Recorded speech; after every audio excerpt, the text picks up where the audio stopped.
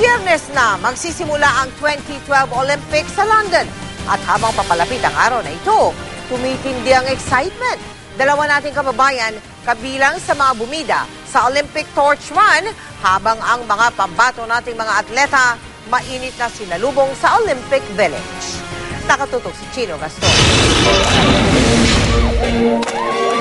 Malaserkos ang tema ng pagsalubong sa Philippine National Olympic Team nang dumating sila sa Olympic Village sa London.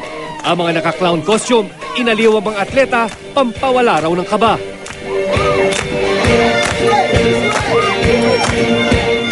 Pero siyempre, umira ang pagiging makabayan ng ating mga pambato nang marinig na ang lupang hinirang. Ang mayor ng Olympic Village niregaluhan ng isang golden jeepney ng Philippine team.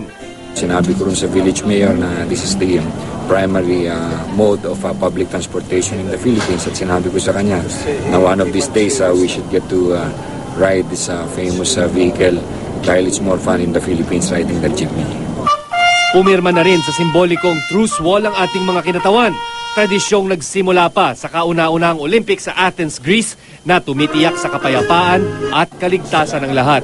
Ang seremonya, dinaluhan ng mga taga-Philippine Embassy sa London. Sa ibang bahagi ng London, tuloy ang torch relay at ang isa sa mga nagdala ng sulo ay ang Pinoy na si Steven Shaw na 300 metro ang itinakbo. There was at least 5,000-6,000 people cheering me on. So, it's a feeling that, I can't really explain. Shock pa ako eh. Natapos na rin ang torch run ng isa pa nating kababayan na si Raymond Enteria.